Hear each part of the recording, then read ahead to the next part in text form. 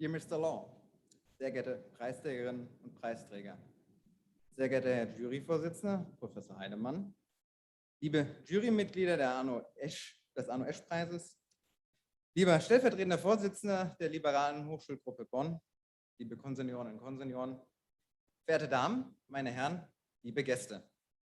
Ein bewegendes Musikglück von Chopin ist verklungen. Ich darf an dieser Stelle schon jetzt Anna-Christina Köbrich für die musikalische Begleitung unserer heutigen Preisverleihung herzlich danken. Nun aber ist es mir als Präses des Verbands liberaler Akademiker eine Ehre, Sie zur heutigen Preisverleihung des ARNO-ESCH-Preises begrüßen zu dürfen. Hier in Bonn, der alten Bundeshauptstadt, der heutigen Bundesstadt. Bevor ich den inhaltlichen Rahmen spanne, eine wenige Präliminarien. Auf Ihrem Platz sitzend dürfen Sie die Mund-Nase-Bedeckung abnehmen. Sobald Sie aufstehen, haben Sie diese wieder aufzusetzen. Da unser Preisträger und insbesondere deren Vertreter, Herr Nathan Law, nicht des Deutschen mächtig ist, werden wir diese Begrüßung sowie die Laudatio nicht nur auf Deutsch, sondern auch auf Englisch hören. Die Großworte werden auf Deutsch gehalten. Aufgrund der Corona-Situation befindet sich Herr Law in London und konnte nicht bei uns sein. Allerdings, er ist jedoch virtuell zu uns geschaltet, wie Sie alle sehen können. Im Anschluss an die Preisverleihung wird es einen kleinen Empfang geben, zu dem Sie herzlich eingeladen sind. Dabei erhalten wir musikalische Begleitung von der Band Halb Acht mit Caro, Matthias, Lajos und Nick, die später zu uns stoßen werden. Dear Mr. Law, dear award winners, dear chairman of the jury, Professor Heidemann, and dear jury members of the ARNO-ESCH-Preis, dear Deputy Chairman of the Liberal Student Group, Bonn, Aaron Asselborn, dear members of the Association of Liberal Academics, ladies and gentlemen, dear guests. A moving piece of music has faded away. I would like to take this opportunity to thank Anna-Christina Köbrich for the musical accompaniment of the ceremony. But now, as the president of the Association of Liberal Academics, it is an honor for me to welcome you today to today's award ceremony of the ARNO-ESCH-Preis here in Bonn, the old federal capital and today's federal city. Before I begin my speech, a few preliminaries. Sitting in our seats, we are allowed to remove our masks. As soon as we stand up, we have to take them back on. Since our award winners, and especially their representative, Mr. Nathan Law, are not fluent in German, we will deliver the speech as well as the laudation, and not only in German, but also in English. The greetings will be held in German. Due to the COVID situation, Mr. Law is in London and was unable to join us. However, as you can see, he is participating virtually, and I'm glad to have him here today. After the award ceremony, there will be a small reception to which you are all cordially invited. We will have a musical accompaniment from 8:30. Caro, Matthias, Lajos, and Nick. That's the guys of the band. 2021 ist für den ARNO-ESCH-Preis ein besonderes, leider trauriges Jahr. Vor 3 Wochen, um genau zu sein, am 24. Juli 2021 haben wir den 70. Jahrestag des Mordes an ARNO-ESCH begangen und seiner gedacht. Die Preisverleihung und die heutigen Preisträgerinnen und Preisträger sind in diesem engen Kontext zu verstehen. Lassen Sie mich kurz in Erinnerung rufen, wer dieser ARNO-ESCH war, nachdem seine Bekannten, Weggefährten und Freunde auf eine sehr geringe Anzahl geschrumpft sind. Als Jurastudent motivierter oder in den Worten des Stifters des Preises, Peter Menke-Glückert, gesagt, radikaler Liberaler, ohne Wenn und Aber, wirkte Esch in Rostock. Dort war es auch, wo die sowjetische Besatzungsmacht ihn und weitere Liberale im Oktober 1949 verhaftete. Doch auch an anderen Orten in Mecklenburg-Vorpommern wurden Liberale inhaftiert. Nach einem ersten Prozess, der bereits mit Todesurteilen endete, wurden Esch und andere nach Moskau überführt. 1941 fiel dort das endgültige Urteil der sowjetischen Justiz. Tod durch Erschießen für 6 Liberale, darunter Esch. Die Vollstreckung des Urteils erfolgte noch im selben Jahr, am genannten 24. Juli. Allerdings traf es auch eben noch andere Liberale, namentlich Gerhard Blankenburg, Heinrich Puchstein, Karl-Heinz Neujahr, Reinhold Posnanski und Kirk Kiekbusch. 2021 is a special, but unfortunately also a sad year for the ARNO-ESCH-Preis. 3 weeks ago, to be precise, on the 24th of July 2021, we marked the 70th anniversary of the murder of Arno-Esch and commemorated him. The award ceremony and today's prize winners are to be understood in this close context. Let me briefly recall who Arno-Esch was, now that his acquaintances, companions, and friends have dwindled to a very small number. As a law student, motivated, or in the words of founder of the prize, Peter Menke-Glückert, radical liberal without ifs or buts, Esch worked in Rostock. It was there that the Soviet occupation forces arrested him and other liberals in October 1949. But liberals were also arrested in other places of Mecklenburg, Western Pomerania. After a first trial, which already ended with death sentences, Esch and others were transferred to Moscow. In 1951, the Soviet judiciary passed the final sentence there: death by firing squad for 6 liberals, in addition to Esch, Gerhard Blankenburg, Heinrich Puchstein, Karl-Heinz Neujahr, Reinhold Posnanski, and Kirk Kiekbusch. All of them were murdered. Wir wollen jedoch nicht vergessen, dass auch andere für ihre Überzeugungen, ihre liberalen Überzeugungen, teuer zahlen mussten und unter anderem bittere Jahre in den Gefängnissen der damals noch jungen sogenannten Deutschen Demokratischen Republik verbringen mussten. Darunter unser Jurymitglied aus Leipzig, Jahrgangskamerad von Esch, Herr Dr. Günter Kröber. Andere, darunter der Spiritus Rector des Verbands liberaler Akademiker und liberale Vordenker Karl Hermann Flach, konnten sich nur knapp nach West-Berlin retten. However, we do not want to forget that also others had to pay dearly for their liberal convictions and, among others, had to spend bitter years in the prisons of the then still young so-called German Democratic Republic. Among them, our jury member from Leipzig and born in the same year as Esch, Dr. Günter Kröber. Others, including the spirit rector of the Association of Liberal Academics and liberal mastermind, Karl Hermann Flach, only just managed to escape to West Berlin. Dieser Abschnitt der Geschichte der Liberalen in Deutschland hat mehr Aufmerksamkeit und mehr Bewusstsein verdient, um nicht vergessen zu werden. Was war das Verbrechen, das diese engagierten Liberalen begangen haben sollen? Warum wurden sie von den Sowjets und der SED verfolgt? This period of the history of the German liberals deserves more attention and more awareness. What was the crime or deeds that these active liberals allegedly committed? Why were they persecuted by the Soviets and the Socialist Unity Party of Germany, to some possibly better known as the East German Communist Party? Meine Damen und Herren, die Antwort auf diese Frage ist so leicht wie erschreckend allerdings inzwischen für heute viele unverständlich. Laut Peter Menke-Glückert hatte insbesondere Esch eine, Zitat, visionäre Kraft, einen Mut im Aussprechen, was ist, gegenüber Kommunisten und Besatzungsmacht. Vor allem aber eine unbedingte Wahrhaftigkeit.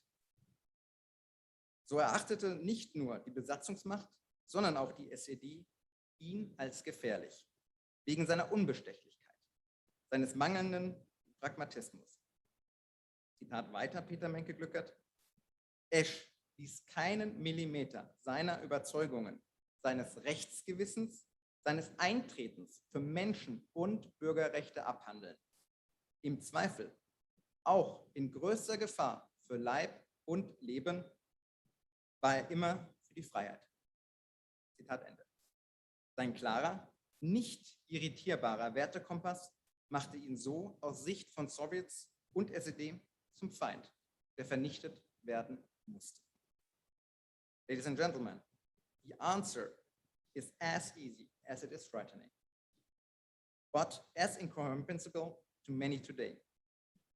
According to Peter Menke-Glückert, Esch in particular had a, quote, visionary power, a courage in saying what is in the face of communists and the occupying power, but above all, an unconditional truthfulness.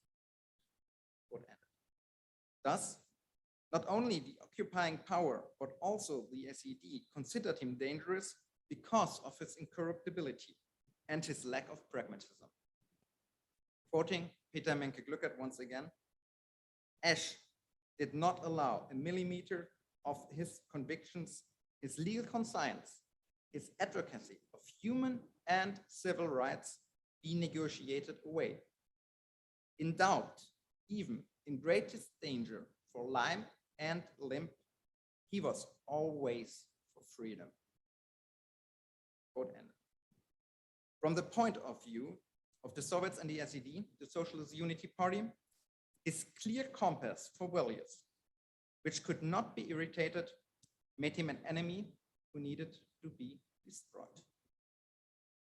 Rund 40 Jahre nach Eschs Verhaftung im Mai 1989, also noch vor dem Fall der Mauer, bewegte dieses Schicksal Peter Menke-Glückert noch so, dass er den ARNO-ESCH-Preis stiftete. Auf diese Weise erinnern wir, der Verband liberaler Akademiker, seit 1990 an diesen herausragenden Liberalen. Alle 2 Jahre verleihen wir den ARNO-ESCH-Preis in Erinnerung an den Mut all derer, die in liberalen Studentengruppen Widerstand gegen die stalinistische Diktatur und die Gleichschaltung der Hochschulen im sowjetbesetzten Gebiet in der DDR leisteten. Some 40 years after Esch's arrest, in May 1989, before the fall of the Berlin Wall, this fate moved Peter Menke-Glückert still so much that he endowed the ARNO-ESCH-Preis. In this way, we, the Association of Liberal Academics, have commemorated these outstanding liberals since 1990. Every 2 years, we award the ARNO-ESCH-Preis in memory of the courage of all those in liberal students group resisted the Stalinist dictatorship and the so-called Gleichschaltung of universities in the Soviet-occupied territory and in the GDR.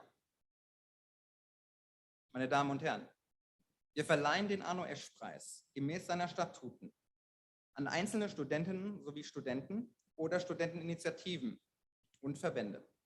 Das besondere Wahrnehmen von Staatsbürgerrechten im Raum der Hochschulen ist eines der Kriterien für die Auswahl der Jury. Dazu kommen unter anderem noch Courage, Einsatz für Bürgerrechte im Raum der Hochschule, Einfordern eines weltoffenen, fächerübergreifenden Studium Generale und oder das Einüben öffentlicher Tugenden in der Hochschule. Nach ein paar Grußworten wird unser Juryvorsitzender, Professor Heidemann, darlegen, wie sehr dies auf unsere Preisträger des ARNO-ESCH-Preises 2020 zutrifft. 2020, weil wir letztes Jahr Corona-bedingt den Preis eben nicht verleihen können und es dies heute nachholen. Ladies and gentlemen, in accordance with its statutes, we awarded the ARNO-ESCH-Preis to individual female students as well as male students or student initiatives and associations. The special exercise of citizenship rights in the university environment is one of the criteria for the jury selection. Other criteria include courage, commitment to civil rights in the university environment, calling for an open-minded, interdisciplinary study general, and or practicing public virtues in the university. Our jury chairman, Professor Heidemann, will outline how this applies to our winners of the ARNO-ESCH-Preis 2020, as we are now today, finally able to hand over this prize after we couldn't do so last year because of the Corona situation. Abschließend danke ich im Namen des VLA, insbesondere der Friedrich-Naumann-Stiftung für die Freiheit, heute vertreten durch Frau Leonie Schneider, für die heutige Kooperation und vielfältige, mit großer Geduld geleistete Unterstützung. Es folgen nun im Folgenden einige Grußworte unserer Partner. Wir werden beginnen mit der Vorsitzenden der ARNO-ESCH-Stiftung. Verehrte Damen, meine Herren, haben Sie Dank für Ihre Geduld. Ihnen nochmal allen herzliches Willkommen. Finally, on behalf of the Association of Liberal Academics, I would like to thank, in particular, the Friedrich Naumann Foundation for Freedom, represented today by Leonie Schneider, for today's cooperation and her manifold and patient support. We'll now hear some greetings from our partners, starting with the ARNO-ESCH Foundation and her female president. Ladies and gentlemen, now thank you for your patience and welcome again to all of you.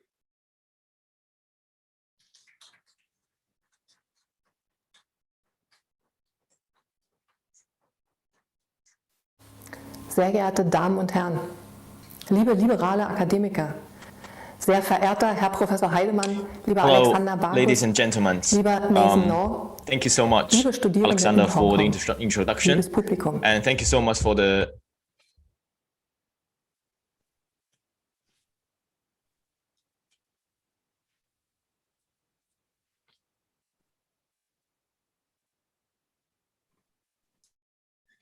Nathan, just another few minutes. We will hear a greeting, two greetings, then we will have the laudation, and after that, you will have your time to speak to us, and we are really looking forward to that. All right? Thank you. Thank you.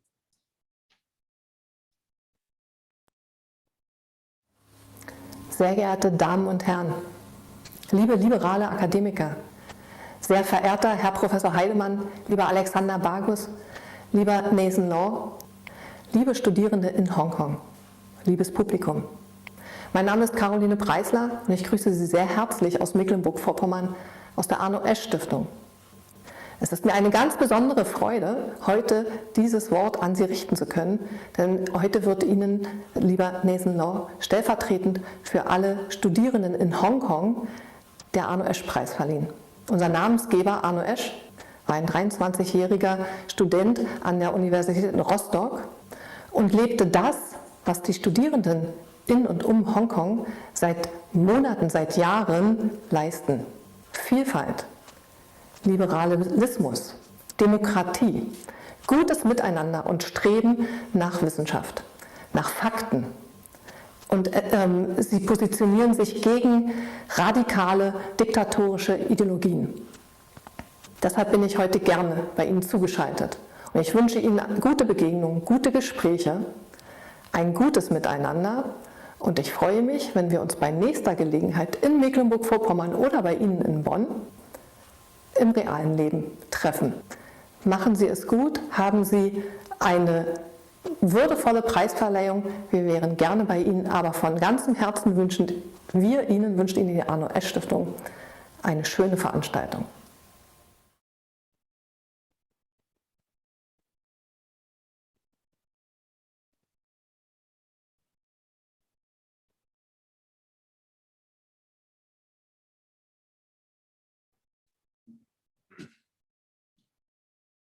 Ja, sehr verehrte Damen und Herren, ich freue mich außerordentlich, dass ich hier heute für die LHG Bonn sprechen darf. Die Einladung habe ich sehr gerne angenommen und es ehrt mich auch, zu dieser Preisversammlung hier heute zumindest ein kurzes Grußwort ausrichten zu dürfen. Die Liberale Hochschulgruppe Bonn arbeitet jetzt seit geraumer Zeit mit dem VLA sehr gut und sehr eng zusammen. Und wir finden, gerade die Ereignisse in Hongkong zeigen einmal, dass es sehr wichtig ist und nicht selbstverständlich, dass es freie Lehre gibt, dass man eine starke liberale Stimme am Campus hat und dass es wichtig ist, für diese einzustehen. Und in Deutschland ist die Situation freilich nach wie vor eine freiheitliche, aber auch wir erleben mittlerweile Bestrebungen, die Freiheit der Lehre und auch der Meinungsäußerung auf dem Campus einzuschränken. Wir finden, das ist eine Tendenz, der man entgegentreten sollte und dafür sind wir auch allen sehr dankbar, insbesondere dem VLA, dass er uns dabei unterstützt, eine starke liberale Stimme auf dem Campus zu sein. Und wir finden es umso wichtiger, da jetzt Corona die ganze Geschichte in Hongkong sehr stark in den Hintergrund gedrängt hat, darauf auch wieder ein Augenmerk zu legen. Denn es ist nicht nur wichtig, den Toten, die heldenhaft für die Freiheit gekämpft haben, zu gedenken, sondern es ist auch wichtig, denen das Augenmerk auf die zu richten, die es heute noch tun. Und wir finden es ja beinahe erschreckend, wie schnell die ganzen Demonstrationen in Hongkong in der westlichen Welt wieder unter den Radar gefallen sind, auch unter den Radar der Medien. Und an dieser Stelle möchten wir daher nochmal dem VLA ganz besonders danken dafür, nicht nur für das Engagement in Deutschland, sondern auch dafür, dass liberale Hochschulgruppen im Ausland, international und da, wo es besonders drauf ankommt, gestärkt werden und dass man vielleicht auch in Zukunft durch diesen Preis und die Preisverleihung einen etwas größeren Fokus auf die Ereignisse in Hongkong legen kann. Vielen Dank.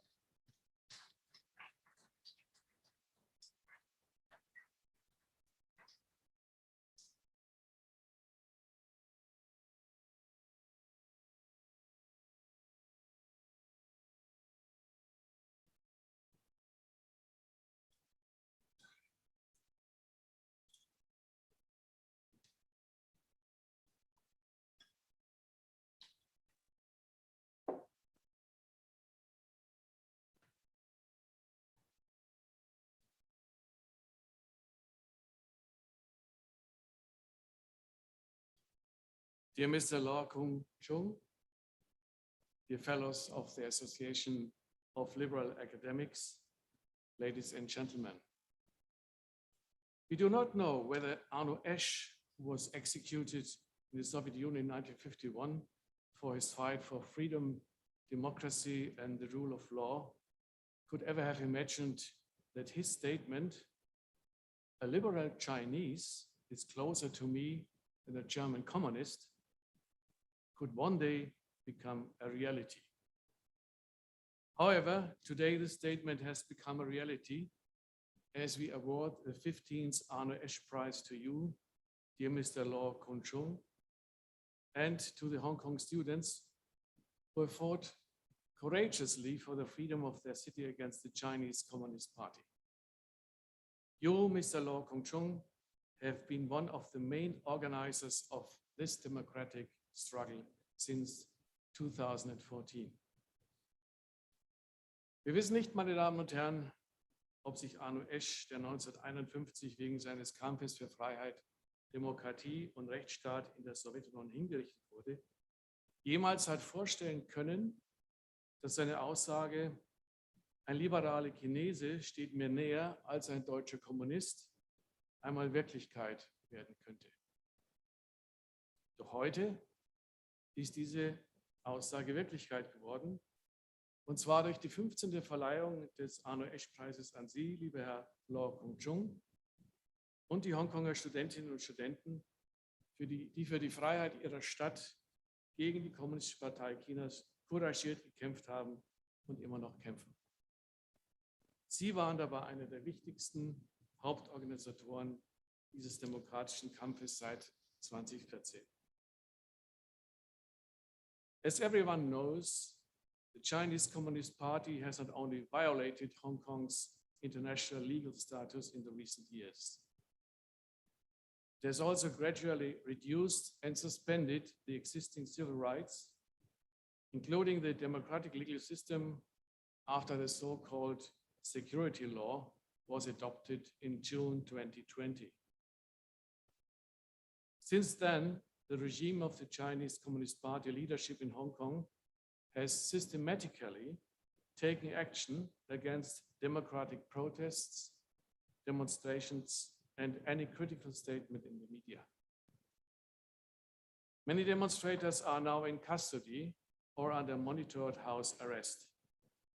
You yourself also had to endure a prison sentence in the course of this fight. In general, the government in Beijing has established a nationwide surveillance state in the recent years by using the latest technology, which even surpasses the terrifying visions of George Orwell. Tens of thousands of Muslim Uyghurs have been held in concentration camps for years and have been re-educated. A fact that the regime in Beijing continues to deny to this day. Anyone who rises up against such a comprehensive system of oppression can only be considered as heroic. I won't use the term hero for many circumstances and understandable reasons, but what the people of Hong Kong have demonstrated against this regime has been carried out by the same courage and determination, often without regard to personal consequences. For a decade now, this courage and emphatic determination has been driving the young people of Hong Kong to the barricades, and the whole world is watching.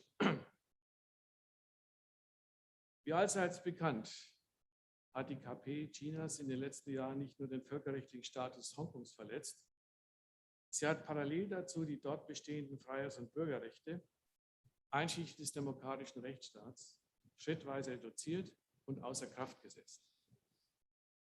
Grundlage war und ist hierfür das im Juni vorigen Jahres erlassene sogenannte Sicherheitsgesetz, mit dem das Satrapenregime der chinesischen Parteiführung in Hongkong seither gegen demokratische Proteste und Demonstrationen und gegen kritische Äußerungen in den Medien systematisch vorgeht. Ein nicht geringer Teil von Demonstranten befindet sich inzwischen in Haft oder in überwachten Hausarrest. Auch sie haben im Zuge dieses Kampfes bereits eine Haftstrafe durchstehen müssen. Ohnehin ist die Staatsführung in Peking seit Jahren dabei, mit Hilfe modernster Technologie einen flächendeckenden Überwachungsstaat einzurichten, der die erschreckenden Visionen eines George Orwell noch übertrifft. Zehntausende von muslimischen Uiguren werden seit Jahren in Konzentrationslagern festgehalten und einer Umerziehung unterzogen. Eine Tatsache, die das Regime in Peking jedoch bis heute ebenso permanent leugnet. Wer sich gegen ein solch umfassendes Unterdrückungssystem erhebt, dessen Verhalten kann man nur als heroisch bezeichnen. Ich benutze aus vielen nachvollziehbaren Gründen den Begriff Held nicht. Aber was die vielen Bürger Hongkongs gegen das diktatorische Regime erwiesen haben, war und ist von ebensolchem Mut und solcher Entschlossenheit getragen, oft ohne Rücksicht auf persönliche Folgen. Seit nunmehr einer Dekade treibt die jungen Bürgerinnen und Bürger Hongkongs dieser Mut und ihre nachdrückliche Entschlossenheit vor den Augen der Weltöffentlichkeit auf die Barrikaden. Therefore, it has been important to us consciously set an example by awarding the ARNO-ESCH-Preis 2020 to the fighters for democracy, the rule of law, human and civil rights in Hong Kong. You are not alone. Your commitment deserves the highest recognition in every respect. On behalf of them, but also because you, Mr. Law Kong-chung, were active in a leading position among them, our award also goes to you personally. Not only did you fight for free elections in your hometown as General Secretary of the Hong Kong Federation of Students from the beginning, you were also a key co-founder of the Demosisto Party, which advocated holding a referendum on Hong Kong's independence from China until the forced dissolution of your party.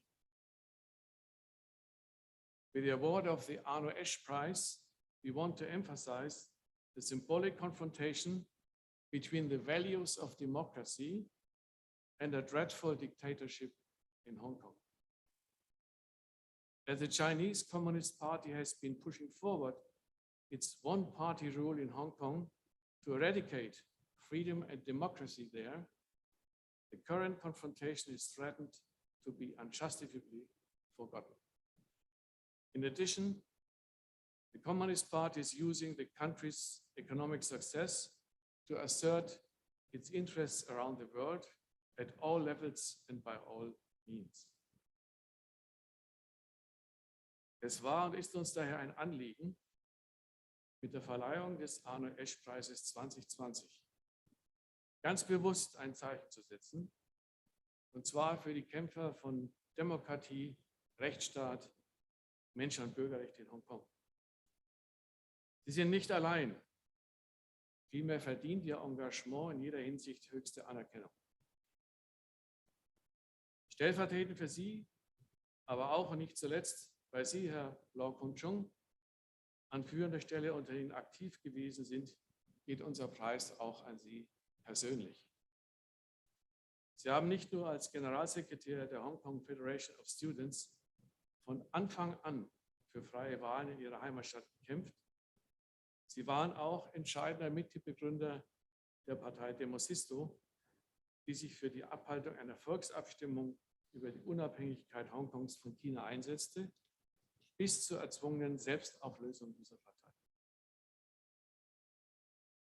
Mit der Verleihung des ARNO-ESCH-Preises wollen wir darauf hinweisen, dass in Hongkong eine geradezu symbolische Auseinandersetzung zwischen den Werten der Demokratie und den Unwerten einer Diktatur stattfindet, große internationale Bedeutung hat und gegenwärtig leider droht, zu Unrecht in Vergessenheit zu geraten.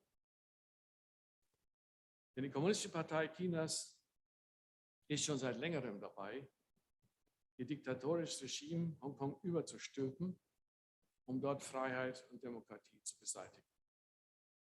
Zudem nutzt die KP Chinas den wirtschaftlichen Erfolg des Landes, um ihre Interessen in der gesamten Welt auf allen Ebenen und mit allen Mitteln durchzusetzen. Of course, awarding the ARNO-ESCH-Prize to the courageous Hong Kong students might only be a pinprick for the Beijing regime, which currently knows nothing other than the further expansion of its power at all levels through domestic or foreign policy. But the communist leadership there is extremely sensitive to criticism, and that is entirely intended by us. China is not the modern superstate that the leadership of the Chinese Communist Party seeks to propagate worldwide. Unfortunately, China is on its way to becoming a high-tech dictatorship. I'm therefore very pleased, dear Mr. Lau Kung-chung, to present you personally, even if just virtually, but also on behalf of many of your fellow citizens, the ARNO-ESCH-Prize, which our jury has awarded you. Perhaps the award ceremony will make the unwanted exile you are currently facing a little easier. In any case, you are more than worthy of receiving this award. Natürlich, meine Damen und Herren, kann die Verleihung des ARNO-ESCH-Preises an die couragierten Hongkonger Studenten und Bürger nur ein kleiner Nadelstich für das Pekinger Regime sein, das momentan nichts anderes als den weiteren Ausbau seiner Macht auf allen Ebenen kennt, innen- wie außenpolitisch. Aber die dortigen Machthaber reagieren, bisher jedenfalls, überaus empfindlich, wenn an ihnen Kritik geübt wird, Und das ist von uns durchaus beabsichtigt.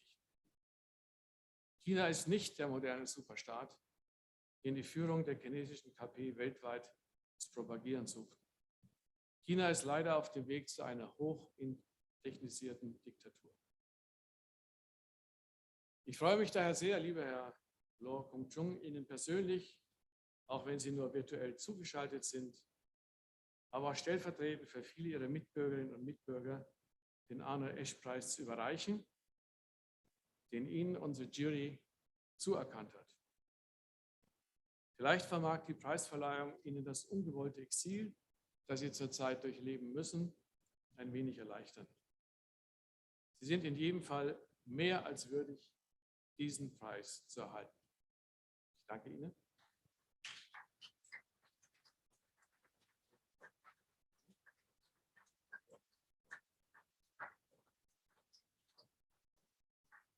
I might read the document that you will receive.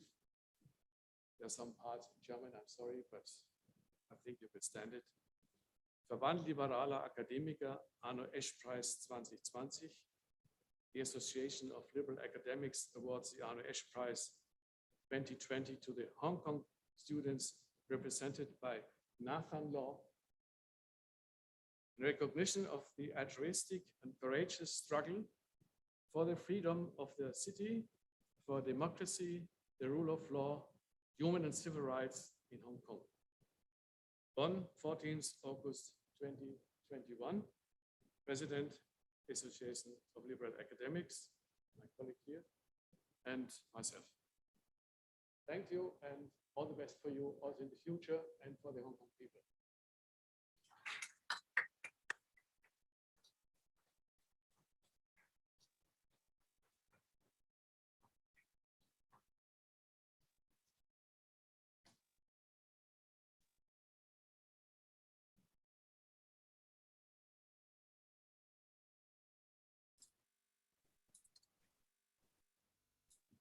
Nathan, it's now your part, please.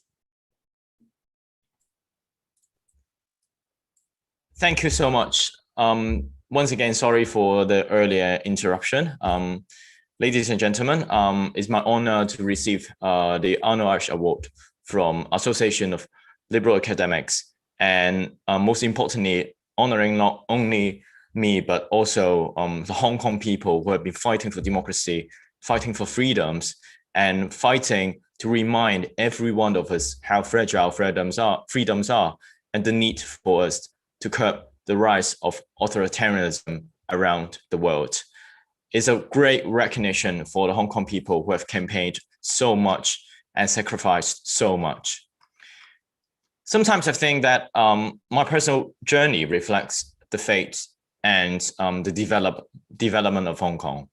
We are both starting from a very economically focused point to a place where there are full of rebellions and resistance. The political persecution of me for the past few years resonates the erosion of freedoms in the city. And by the fact that I'm not in Hong Kong, I'm in exile in London, it reminds us that the Hong Kong we used to know has already gone. I grew up in a very apolitical family. My father, he swarmed from mainland China to Hong Kong in the late 70s, because by the time there were a huge famine in his village. He was the son of a peasant. He couldn't have much to eat. He couldn't feed for himself. And that applied to many of young people in the village. So he, among the others, decided to flee, to go to Hong Kong, to the land of gold, to the land of hope. So by then, there was a touch-base policy. When he reached to the city center of Hong Kong, he could get the permanent residency of Hong Kong if he reached that successfully. So he, among many others, sailed for 3 days and then swarmed for a long distance. And during the journey, he witnessed a lot of bodies floating on the open sea. And luckily, he reached to the shore safely. He made a very courageous trip, a very bold one, because it was extremely dangerous. but he managed to arrive Hong Kong and managed to arrive the city center. And when he first worked as a construction worker, he earned more than 100 times a peasant could earn in mainland China. And that was the time he felt like he could be relieved and he could provide. So I grew up in such a blue-collar family. And in 1999, I moved to Hong Kong from mainland China with my mother. And since then, we lived in Hong Kong. We lived in public housing. Sometimes we have to receive subsidies from the government. We had been in an economically struggling period of time when I was growing up.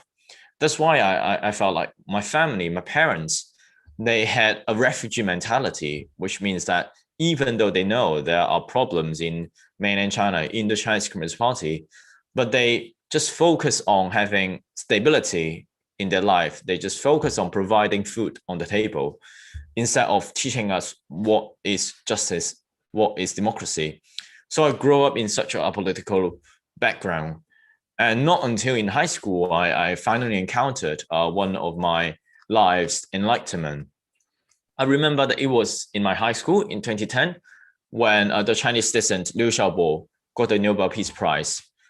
The next day on the morning assembly, the principal of our school stood on the stage publicly criticizing him. My high school was a very pro-Beijing one.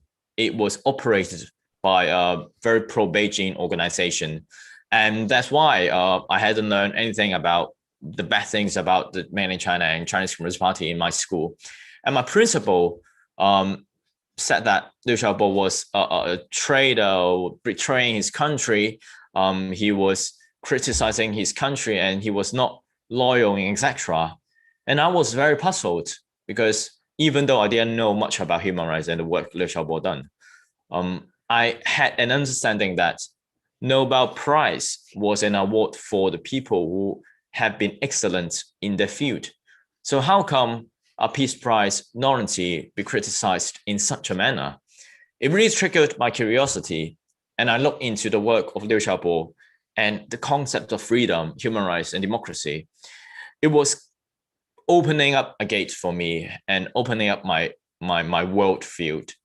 And I knew about 4th of June massacre and among many other atrocities in human history. And it really enlightened me and built up a foundation for me to pursue activism in the later stage of my life. So in 2014, when I got into the university, I involved in student activism. I was the head of our student union, and there was a political reform ongoing. By then, Hong Kong's election system was pretty much an undemocratic one. Our chief executive had been appointed by an election committee composed by majorly Beijing appointed people, and also our legislature, before it is reformed for now, it was only around half of the seats are through direct election. And every time our pro-democracy camp gained majority, when they get into the council, they are always minority because there are a large amount of seats reserved for the pro-government people.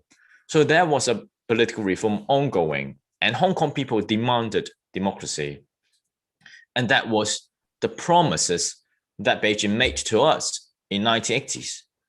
In 1980s, when Hong Kong was still a British colony, the negotiation between the British government and the Chinese government was ongoing about Hong Kong's future. By then, because of Hong Kong people's worry about whether the communism system in mainland China will be applied to Hong Kong and caused extremely insecure change in Hong Kong's social system, Chinese government promised Hong Kong people that few principles that appeased them so that they could believe that after 1997, where the handover happened, Hong Kong could still be the Hong Kong they used to know. So the Chinese government promised Hong Kong people democracy, autonomy, and freedoms in order to convince Hong Kong people don't leave after the Tiananmen massacre, after the 1989 democratic crackdown in mainland China.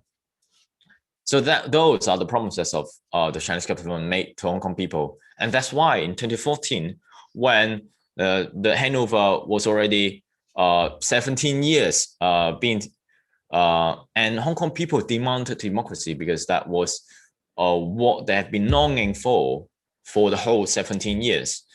And they fed up with the lies of the government, so that we had initiated the very first massive civil disobedience movement in Hong Kong's history. The movement was initiated, started by legal scholars, academics, and a group of Occupy Central team, and then led by the student in the duration of the movement.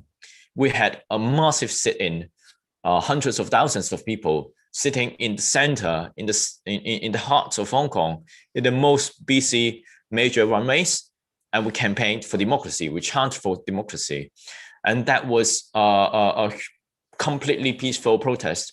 And there were many students, because student bodies were the major impetus of the whole movement. So you could see not only university students like me was there. There were many secondary school students. They were studying there. They were listening to talks organized by academics and etc. By then, I was one of the 5 students who had the negotiation with the government on behalf of the protesters. And then I was put under the spotlight after it. Even though the protest failed to force the government to conduct a democratic political reform, but it really enlightened a whole generation of students and citizens, and it really laid the seed for future resistance, larger resistance movement. And after the failure of the umbrella movement, I did not give up. I continued my activism, and then I started my own young political party, Demosisto, in 2016, in order to inject the energy and adherence of the umbrella movement and the young people into the aging political scene. That was also the time I ran for election, from an underdog to a victory in a large margin. I since become the youngest elected parliamentarian in Hong Kong at the age of 23. And luckily, in 2017, after 9 months, I served the parliament, served the people. The Beijing government, they started the political persecution, and they reinterpret our constitution in order to set a legal loophole to apply it retrospectively to invalidate my oath taking, which as new parliamentarian, we have to take the oath inside the parliament. And that had been a tradition of us to make certain statements before and afterwards. Before the reinterpretation from the Beijing government, this is a tradition of our parliament. But after they did it, they applied it retrospectively and to unseat parliamentarians by that technical era that they reinterpret. So after 9 months, I was unseated.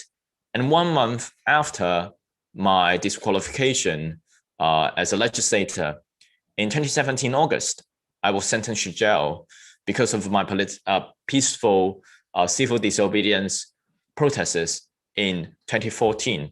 And that was one of the turning points of Hong Kong's politics. I was seen as a first patch of political prisoners that in Hong Kong and the courts, they have been increasing the strength, the length of imprisonment, even though for peaceful demonstration, in order to scare off people from the streets and to persecute protesters.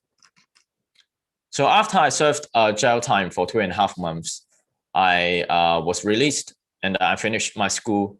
And afterwards, I continued my activism in Demosisto. And in 2019, that was the time that we were all involved in such a massive movement. And that was the time, maybe many of you have seen the pictures in Hong Kong, the sea of people or confrontation between protesters and police, or even flying petrol bomb in such a cosmopolitan city. In 2019, the massive anti-extradition law protests broke out. Students were definitely one of the core actors in the protest, we have had millions of people marching down to the street. On one occasion, we had 2 million people marching down to the street, and it was more than a quarter of our population. Just try to imagine if that happens in Germany or in some other places, the government had to be held accountable, and the government was all gone already. But no, the government responded with increased political crackdowns and violence, and many of fellow protesters, they have suffered throughout the time. And the protesters were so intense. Some of the protests, like the PolyU protest, was even like a war zone.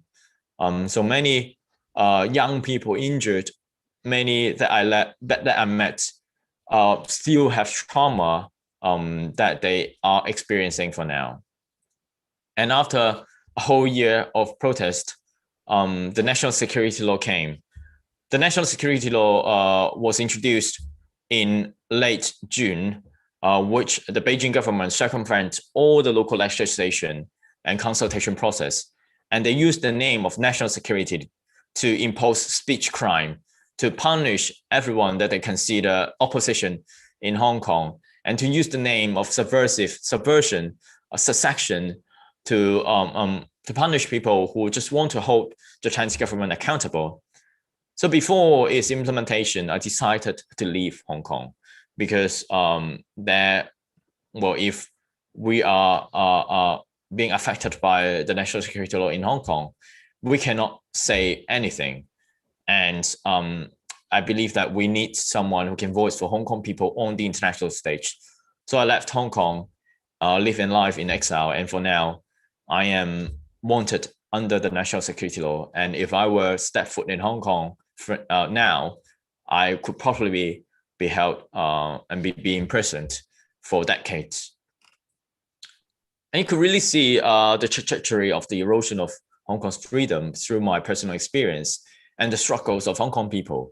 And we have been through so much in the past few years just because of trying to get China, the communist regime, to keep their words. People are willing to sacrifice a lot for freedoms, for democracy. For me, I'm living in a life of exile, away from my families, or even away from my friends, because if I were to contact them in Hong Kong, they could probably be facing fabricated charges of collusion with foreign forces. But for the others, protesters, we have seen that they're in jail, they're being persecuted, they're being beaten, or even tortured. And I've met many of them. They were carrying their last notes on their backpack on the protest scene. Some have called me and to say goodbye for me because they were worried that they would eventually die on the protest sites. And when I landed in the UK, when I've witnessed so much Hong Kong people and the people around the world, actually, from Belarus, from Thailand, from Myanmar, and from around the world, when I situated in a free and democratic country, sometimes I have a feeling that people who have enjoyed so much freedom for a long period of time may have already taken it for granted. For Hong Kong people and the protesters around the world, we don't. And we hoped to use our stories to remind the world how fragile freedoms are, how quick it could be deteriorated without people's guardians, and how pressing we should start thinking about how to defend them. A wise man once said, "The cost of freedom is eternal vigilance." I hope that the world is recognizing what China and other dictatorships have been ongoing to persecute their people. And for China, what they've been doing on Xinjiang, Tibet, and Hong Kong people and other parts of the world. And we should try our best to hold them accountable for their appalling human rights violations. For now, in Hong Kong, there are more than 10,000 people arrested. Several thousand of them are in trial, and hundreds of them are in jail already. For me, the only thing that I can do is to amass as much support as possible to these freedom fighters so that we could apply pressure to the Beijing government and to hold them accountable. Many of my friends, Joshua Wong, That's a shame. Jamie Lai, Benny Tai, and the list go on and on. They are there in prison to pay for the price of fighting for democracy, of staying vigilant. I hope that we can all send our blessings and support to them, and to see the fight for the rise of global authoritarianism as our fight, and work together to promote global democracy. It's my honor to receive this award, and I hope that by our advocacy work, Hong Kong can regain its freedom and get its deserved democracy in the future. By then, I can finally step foot again to my beloved city, where I call it home, and the place that I want to be buried in. I would like to conclude today's speech by a quote from Václav Havel, a former playwright and dissident, and the first president of the Czech Republic. And the quote wrote, "We never decided to become dissidents. We have been transformed into them without quite knowing how. Sometimes we have ended up in prison without precisely knowing why. We simply went ahead and did certain things that we felt we ought to do, and that seemed to us decent to do, nothing more nor less." Thank you so much.